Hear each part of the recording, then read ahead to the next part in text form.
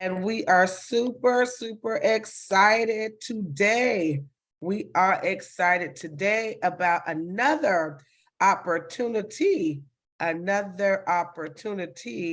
to be able to talk about revive the mind. I speak life. Like, I am so elated. Like, you guys have no idea. You guys have been jumping on here faster than we can be on here.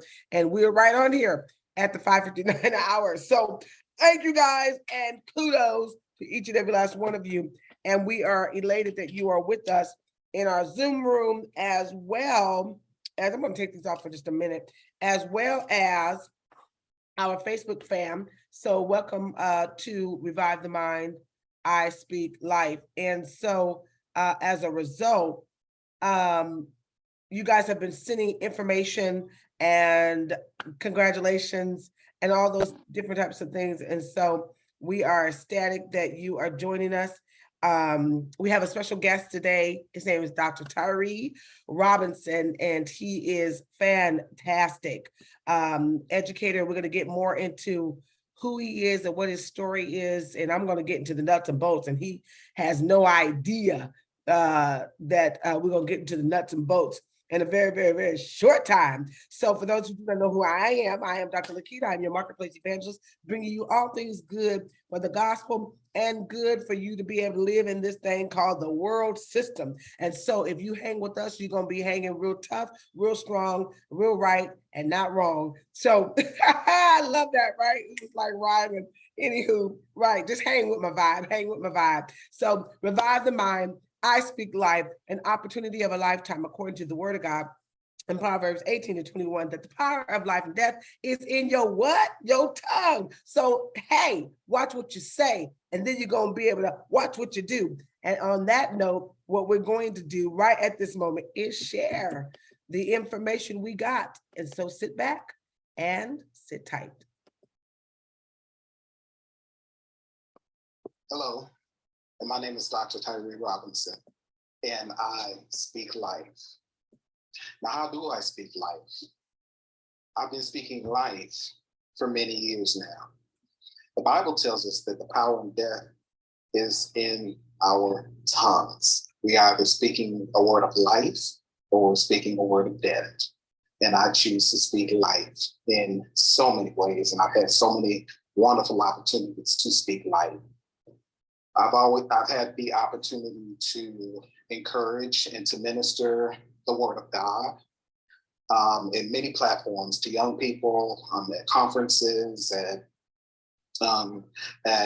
just in different venues. I've had opportunities to speak and to share and to encourage. I teach the word of God, as well as I've been a public school teacher. I've taught 4th grade, 5th grade, as well as being a student advisor at one of our tier 3, predominantly African-American, low-performing schools here in the city of San Francisco. I am able to speak life directly to the Father through one of the gifts that I have, and that is the gift of intercession. I speak life through service. According to Matthew 25, by helping the poor, feeding the hungry, visiting the sick, taking care of the downtrodden, those who are in prison, those who are homeless. I am also able to speak life through advocacy. I advocate for those who feel like they don't have a voice of their own, or who feel like their voices are not heard. I'm able to advocate at city meetings. I'm able to advocate at schools where parents will, their children may need IEPs or have behavioral issues, and I'm able to go in and I'm able to ensure that things are equitable and things are fair, and also to actually speak to parents who may not be open to having the difficult conversations, but they're also necessary for the success of our young people and their success in education. I recently, within the past 2 years, was able to begin a 501c3 nonprofit in which I'm definitely able to speak life through those who are living and those who have passed on. I have a nonprofit called Success Against All Odds Incorporated, and it's a college prep non-profit. It helps parents and students to prepare for college. We start as young as middle school, because if we prepare and put our young people in a mindset of college as young as middle school, when they get to high school, they'll be more serious and more focused academically, as well as socially and emotionally, knowing that they have a focus and that their end goal is ultimately to go to college or to vocational school or directly into a career. So we start that in middle school. We talk about the entire process, these college applications. We hold workshops on how to fill out the applications, how to fill out usually there's a common application that needs to be filled out. Financial aid, FAFSA, scholarships are huge. Personal statements. I hold workshops for young people, writing workshops actually, and we go over their writing skills, and we go over how to write a personal statement, which is usually required of young people as they prepare to submit their college applications or scholarship applications. And what I've then also been able to accomplish with the wonderful staff who works with me in our new nonprofit, also we've been able to offer scholarships. One is in the name of my late grandmother, the late Mother Hattie B. Benson Memorial Scholarship. We started that scholarship in 2001. We were able to give away 3 scholarships of $5,000. And then just this year in 2022, the Lord bless, where we were able to give away 9 scholarships. And that speaks volumes to my sister, who passed away in 2020, and right before Christmas. Her legacy lives on. She was on break actually from college herself.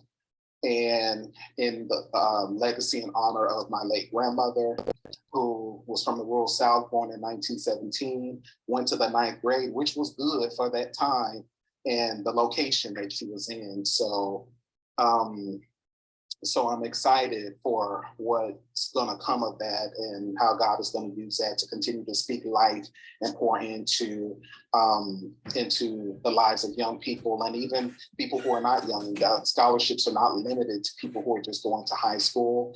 We gave away some people who are actually in master's programs this year. So we're really excited about that. But ultimately, I feel as if my life personally is a testimony.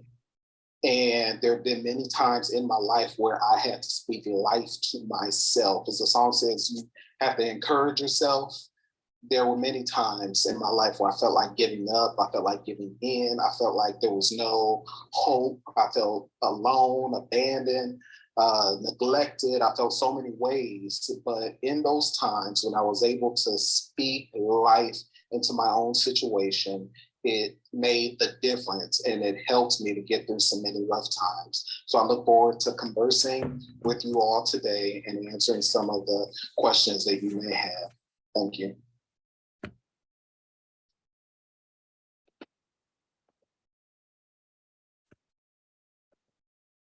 Well.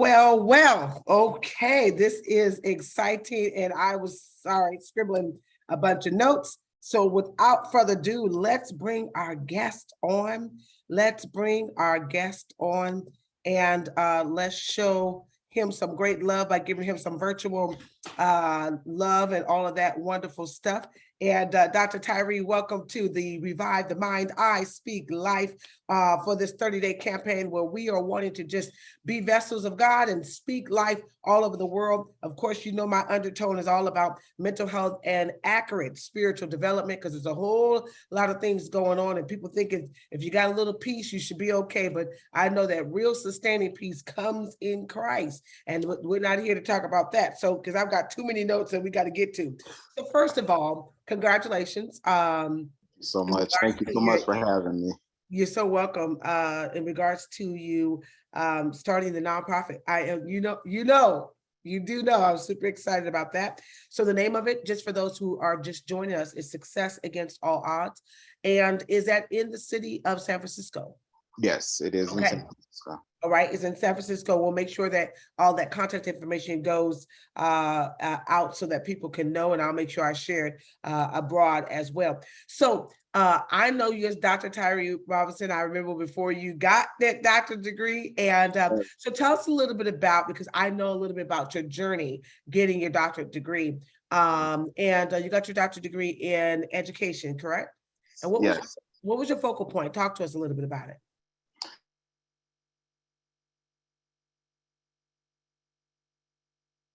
What I was hoping to do at the master's level after I finished my undergrad, and I majored in sociology and I minored in psychology, and then I got a certificate of completion in inner city studies.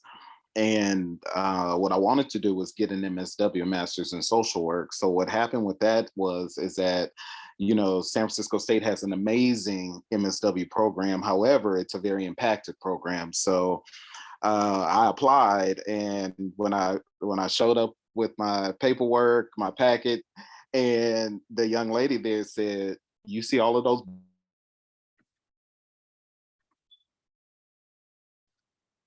25 people into the program?" So I said, "Oh, okay. So I must be 26 then, because I didn't get in." So, so I ended up going to.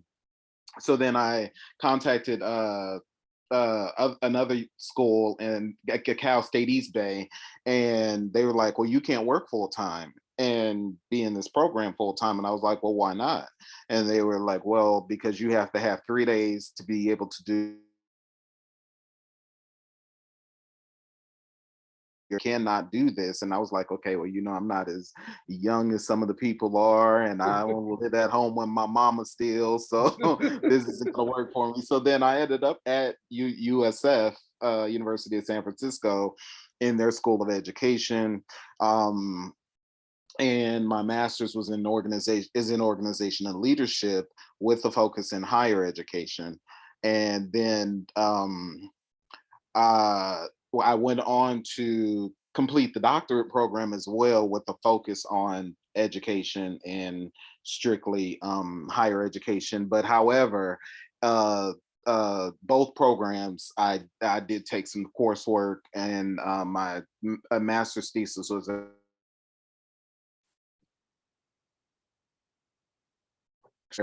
uh, um, treated in an equitable fashion for their behaviors and how it's detrimental to them, and the school to prison pipeline and things of that nature, that all of our young boys, once they're born, actually, Marian Wright Edelman says that, you know, there's a cradle that's called the cradle to prison. So every time there's a Black boy born, from that, they make note of that, and we just think we're giving up information just for statistical purposes. We are, but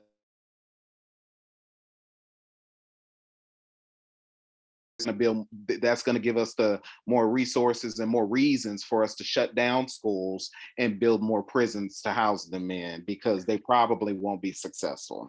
Well, and so let's just talk about that for a moment, because one of the things that I loved in your video that you talked about is the act of service. You do a lot of acts of service, and you have always done it. Your previous work was working with the police department out there in San Francisco. You worked with them for 20 plus years. I know I got the 411.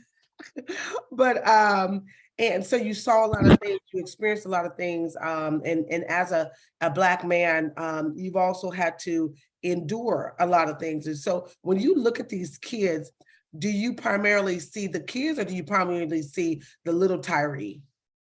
I see both. I see their situations, I see their circumstances, and I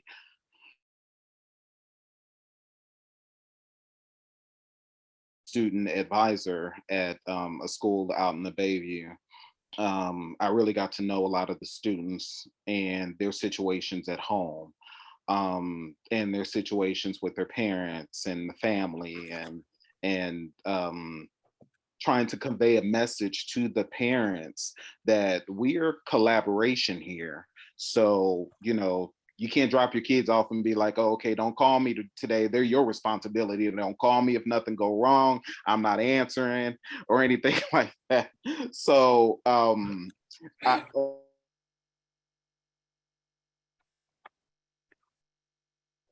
through public schools and having the labels, and when I would misbehave, the calls home, and even the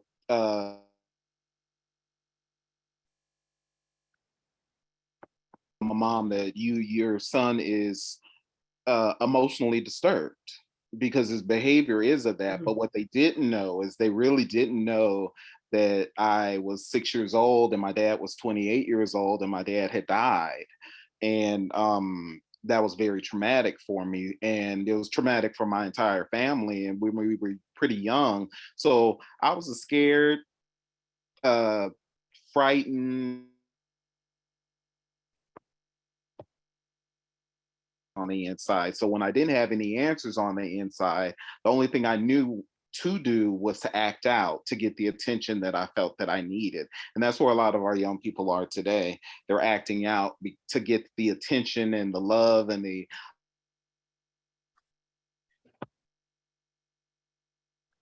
for somebody to hear them, actually hear me, not just hear the words that come out of my mouth, but actually hear my heart.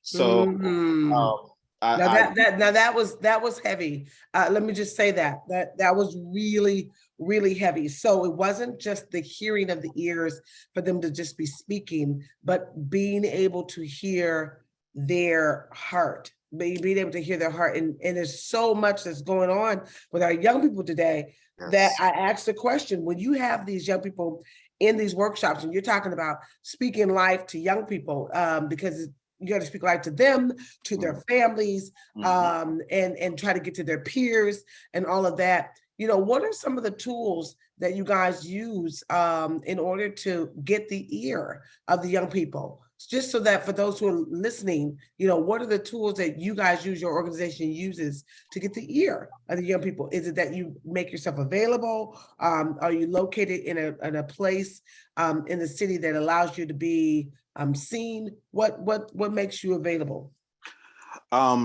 Since the pandemic, we really haven't been able to be in a particular building. However, we do a lot of interactions online.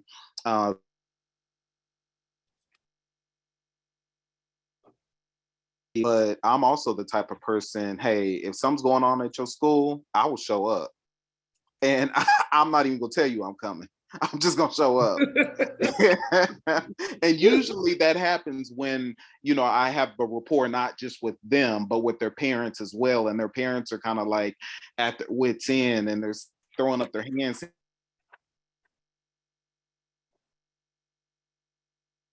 my son, my daughter, and their school situation, so I need some help. And I'm like, oh, you came to the right person, because I'm going to go in there and I'm going to be available to them. And I call, they'll call me, and once we establish that relationship, the young people, they will call me and be like, I'm going through something right now and I need to kind of get it off my chest.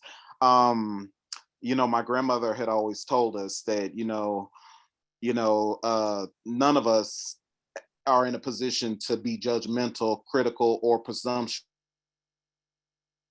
It is true. We see only a small part of what's going on in other people's lives. The rest of the stuff that we think we see, oftentimes we make that stuff up. You know what? I love that you just said that because some people were just commenting, and make sure you go back to the thread because people are really loving your whole story and answer some of the questions of the people because they love your story, Dr. Tyree. So Okay. I was looking at the stuff on Facebook. So go back. They were just like, wow, he got 2 no's and still went forward and all of that. But you said something really key. People know a very small part, and yet they began to make this magnanimous, viewpoint about the very small thing. So tell us, because my field wasn't directly in education. By way of mental health, I had to get involved in education. What's the plight today? Be prophetic and tell us, what is the educational plight today? I mean, here you got the highest level degree of education that a person could get in terms of education. And you are looking in the lenses as a Black man with so many things going on. Give us the prophetic view of where we are educationally, including the fact that we've had this pandemic that really has set us back in so many different ways. Yes, absolutely. When the pandemic happened, actually, I was with the school district, um it hit us so hard and so fast. And when that happened, we were preparing paper packets for our young people to take home before they got their Chromebooks. And then when they got their Chromebooks, and when you're working in a tier 3 school, I mentioned a tier 3 school, a tier underfunded, lacking resources.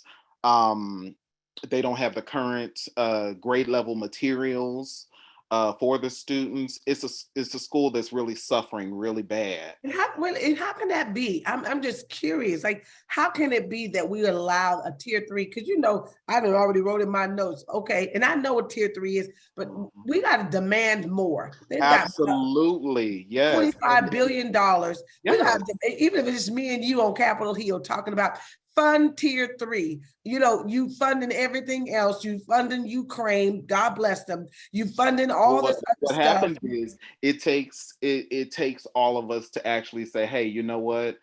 We've had enough of this. We're tired of our seeing our Black boys being in special ed. And as um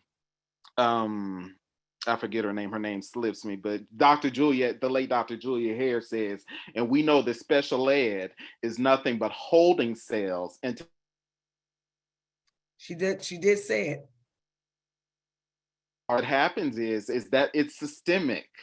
The whole system. Our kids are getting kicked out of school at preschool level. It They're is. not a good fit for this program. They're not a good fit for this school. So once they're expelled or suspended, or there's some kind of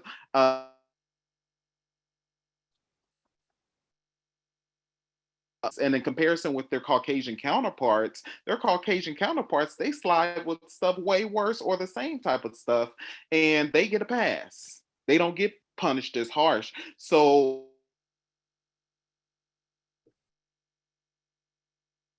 a lot of my parents, they feel as if um my own education experience was not a good experience, or I only went so far. I only went to the 9th grade, and then I began to have children, or I dropped out, or what have you, and I don't have the degrees and the know-how. And I tell them, hey, I'm still learning this stuff. I don't have all the answers either, but you know what?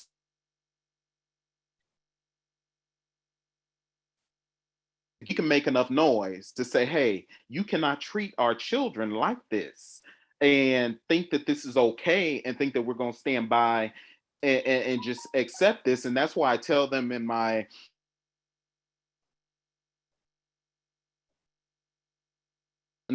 education counseling and consulting, I tell them sometimes you need to call me.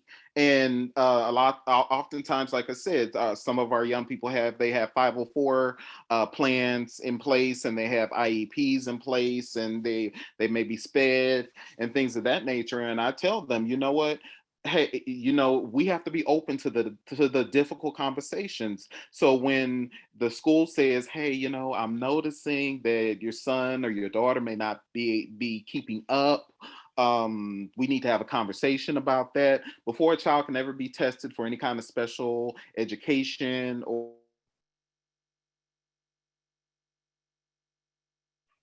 Or many parents are not consenting to it because of the stigma that comes along with that. And instead of having the conversation, and being open to it. And I said, and that's when you call me, because oftentimes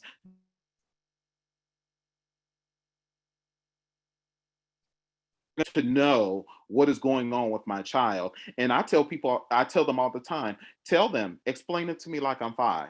Don't talk to me like I'm 5, but explain it to me like I'm a 5-year-old so I can get it and so I can Mm. understand it. And I tell them, I will come with you. And I do that a lot. And I will sit in your child's IEP, and I will make sure that Mm. them being in the proper environment and them having the services that they need. But we have to, as a people, we have to kind of put our I think Joyce Meyer says this a lot. She says we have to feel the fear but do it scared. And even though we're scared and we may not understand, we still have to say, you know what, not my.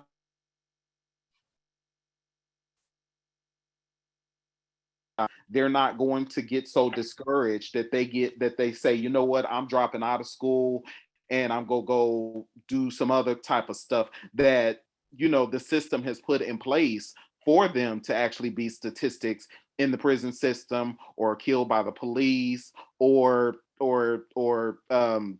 out there, just kind of just out there floating around, not knowing what's going on. So we have to come together. We need to go to the school board meeting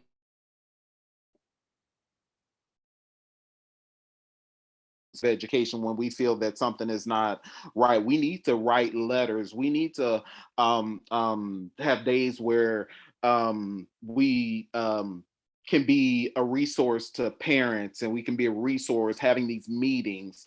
And everything during this time right now, everything is an incentive. I love incentives. And I mean, back when we were growing up, we weren't incentivized. We were told what to do, and you did. It's true. In an age where everything is we have to incentivize. So I will do some gift cards.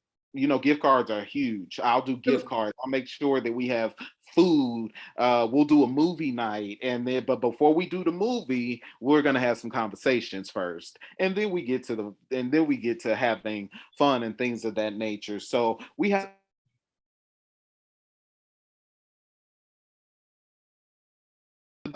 our communities that they have a voice So and let your voice me ask you, be heard. because you were telling us the story, and we have a few moments left, but I wanted to make sure you were telling us the story about you guys were preparing the paper packets, and then you guys were preparing to give them the Chromebooks, so they were able to get the Chromebooks, and all of that. How, because to me, your act of service, what you actually do, and beyond the actual stuff you do with work, Mhm. is really the speaking life. You showing up is speaking life. Let me ask you, because people are asking so many different questions on here. And so, and I'm going to get to one of them. Somebody said, sometimes the labeling isn't in the school, it has taken place in some of the children's homes. Absolutely. And that is really powerful. So thank you so much for sharing that. And somebody else said, yeah, we definitely need to fight for the funds, because my taxes have not decreased. So why is the funding lacking? That's a great question, Absolutely. for Absolutely. kids in school. And then let me ask this question. So then the last question that I want to ask, and we'll have to just have this whole other conversation on a whole other time, but Well, we have more time because yes, you can really dive into. this is like an onion. There's so many layers There to it is so many layers. that we would really need to We need peel at all of these different layers. we need to because I have a 13, well, he's not 13, he's 14 now, he just had a birthday, 14-year-old son. For all intents and purposes, while he is biracial, he's going to always be seen or looked upon as a Black young man, and now he's tall and will soon be hitting 6'3", and so then you've got the height issue with your Blackness and all of that, and none of which should be a factor in someone treating you any way differently unless their character shows you otherwise. My question to you for our last little go out statement is, we've been talking about educational equity, and we've been talking about the sustainability of what that looks like, and what you as a person have been doing. Tell us a little bit about what can the communities do also to assist in making sure our children get a fair shake. What can the community do? I believe that there are a lot of community-based organizations that are out there, and it's really unfortunate that many of them, I'll just go ahead and say, I'm not saying any in particular, but I will say many of them, they go for pots of gold, they go for funding. However, it funds their lifestyles. It doesn't fund what needs to happen. And I believe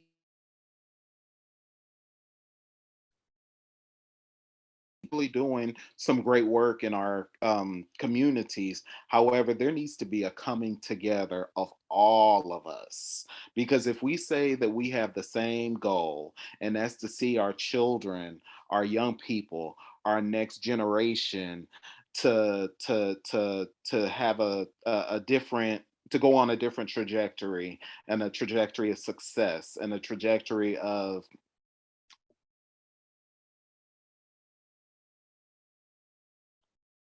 being able to give back, because you know what, it's really scary actually when I look at it now. I said, wait a minute now, hold on. The way I can see things right now, when I get old and I need somebody to push me around in my wheelchair, there ain't gonna be no young people around to do it. It's So true.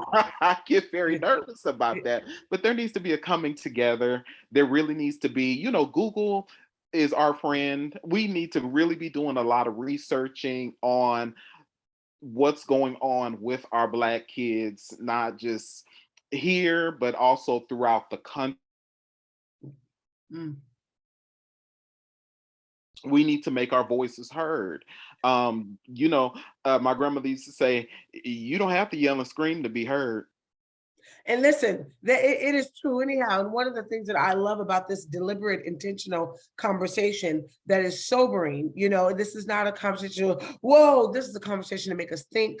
It's a conversation to make us all look very differently when we see another young Black child. And we're specifically hewing in on African-American children on today. We're not excluding any person at all. But my heart's desire for today's conversation, while we have Dr. Tyree Robinson with us, whose focal point research and experience is around how we bridge together African-American children, the equability in education, as well as a sociability and being able to just move inside this world system, is that we come together as a community.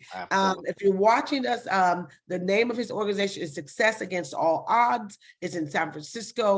You can look him up. His name is Dr. Tyree, Tyree Robinson on Facebook, and you can be able to DM him. You can look them up. Do you guys have a website or Instagram? We're working on it. Sure. I will put my email address. Absolutely. Go ahead and do that. Make sure you put your email address and go let them know what it is. Okay, my email address is Dr. Tyree Robinson, my first and last name, at gmail.com. And my telephone number is area code 415-490-7399. They are awesome. And reach he out put at I mean, if you have any questions, if you want to have it go more in depth in conversation and how we can come about bringing some solutions to what our young people are going through, so they can have a chance in life. I was blessed to have that chance. I grew up in Bayview Hunters Point, and the odds for me were not good, but Wow. God said no, not so. It was delayed, but it was. And let me tell you, so we're getting ready to close out, but let me share this with you guys. I'm a firm, Child.